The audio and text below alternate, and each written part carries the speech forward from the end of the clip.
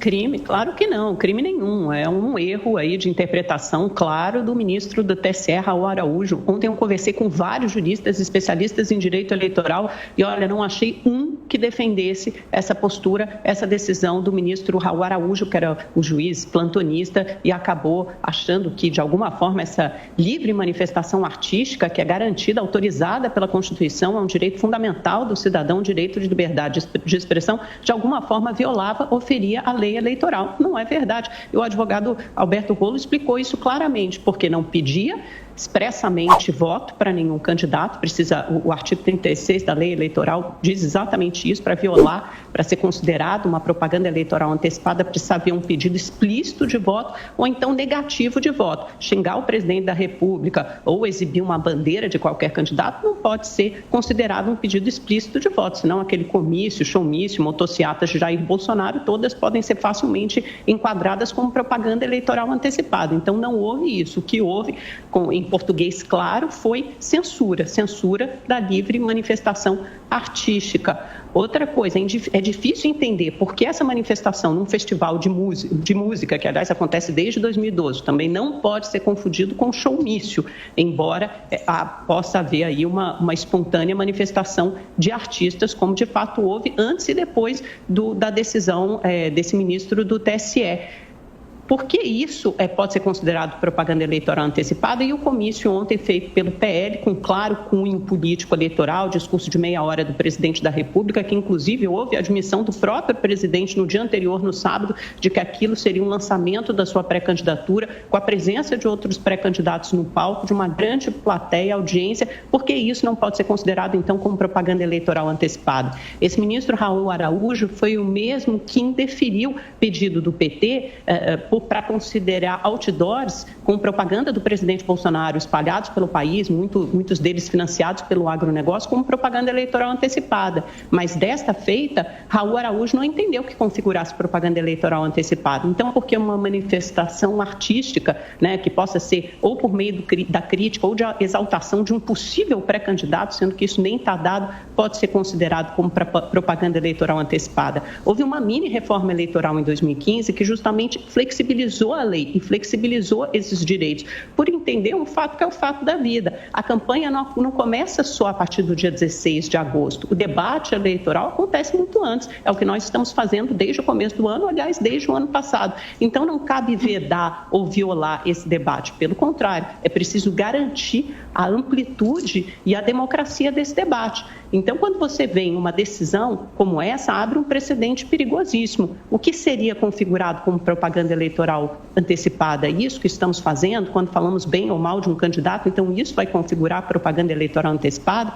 Por isso, vários recursos já foram protocolados, tanto pelo PT como pela organização do festival do Lollapalooza, justamente para que o plenário do Tribunal Superior Eleitoral possa decidir estritamente o que é ou não propaganda eleitoral. A pré-campanha ela acontece basicamente com todos os direitos, com todas as nuances que acontecem na campanha. A única coisa que não pode acontecer é esse pedido explícito de voto, como explicou tão bem o advogado Alberto Rolo. Isso não houve pedido de voto, houve apenas a bandeira com o rosto de um candidato e a crítica, o xingamento a outro. De bom ou mau gosto, concorde ou não, faz parte da liberdade de expressão, faz parte do livre debate público.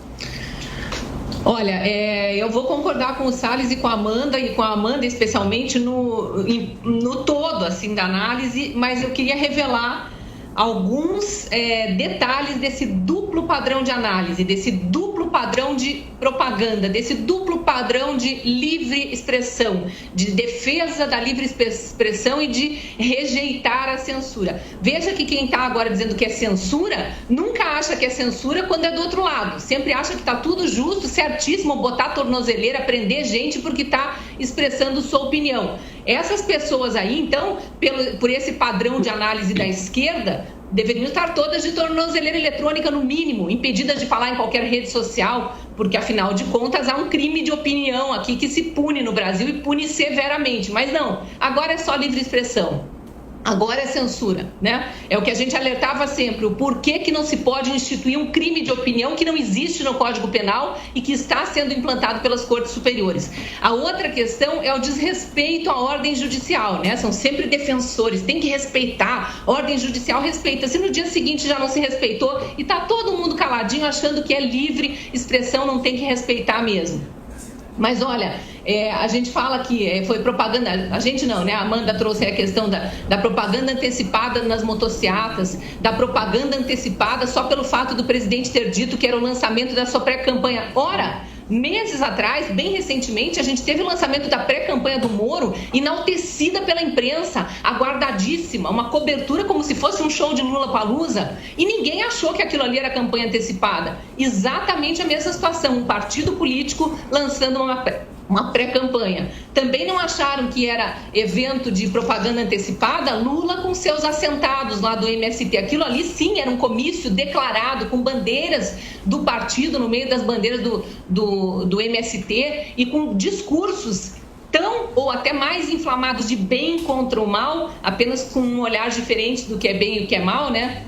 Quem rouba é do bem porque está roubando para o pobre, e quem está dizendo que os que roubam são bandidos é que são do mal. Então veja como é o duplo padrão e essa hipocrisia toda nesse discurso de Marcelo Freixo, de todo mundo que está aí agora dizendo que foi censura, mas que em outros momentos não, achava que estava bem legal prender pessoas porque elas externaram sua opinião.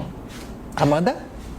Posso só continuar? Só para não haver exatamente essa confusão que a Cristina expressou, então quais eventos podem ser considerados ou não propaganda eleitoral antecipada, é que essa medida, essa decisão do ministro Araújo, Ixi, Maria! Araújo do TSE abre um precedente tão perigoso, porque se nós formos encarar eventos como comícios, seja de que candidato for, desde que não haja pedido explícito de voto, ou então motociatas, aliás, realizadas com dinheiro público, motociatas milionárias, que tem que engajar toda aquela equipe de segurança enorme dos estados, como aconteceu recentemente aqui em São Paulo no ano passado pelo presidente da República. Então, se a gente não for considerar esses atos como propaganda eleitoral antecipada, justamente porque você conta com uma leniência da justiça eleitoral, então a gente não pode encarar num festival de música uma manifestação absolutamente natural e espontânea de um artista, de um cantor, de uma cantora, qualquer coisa, como propaganda eleitoral antecipada. Então não pode haver dois pesos e duas medidas. Agora, quando a Cristina compara o que houve dessa decisão do TSE, que configura censura, com o que aconteceu, por exemplo, com Alan dos Santos, ou com Roberto Jefferson, com Daniel Silveira, isso é de uma dimensão completamente diferente. Até porque várias dessas figuras, como o Daniel Silveira, por exemplo, foram denunciadas pela Procuradoria-Geral da República. Você teve um pedido da Polícia Federal para que essas vozes fossem de alguma forma cerceadas pelo seguinte motivo, Cristina, a liberdade de expressão não é absoluta, né? Ela vai até onde acontece o cometimento de um crime. E esses crimes são descritos no Código Penal, na antiga Lei de Segurança Nacional, que foi atualizada para a Lei de Defesa do Estado Democrático de Direito. Por exemplo, no caso do Daniel Silveira, incitar animosidade entre Forças Armadas e instituições, incitação à violência, outros crimes, calúnia, injúria, difamação, esses também presentes no discurso de Roberto Jefferson, crime de homofobia.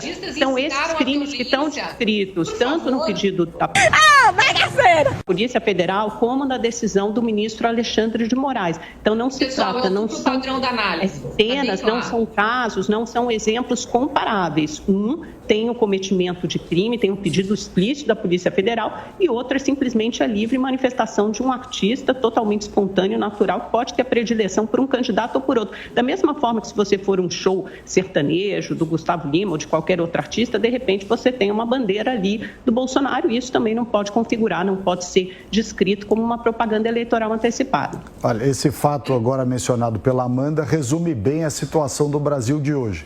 O Brasil que trabalha, que cuida da família, que enaltece valores importantes, como esse que a Amanda citou, defende o Bolsonaro. E a horda de bárbaros xinga o Bolsonaro. É a mensagem do que precisa ser passado para a sociedade. Ser xingado porque não presta é elogio.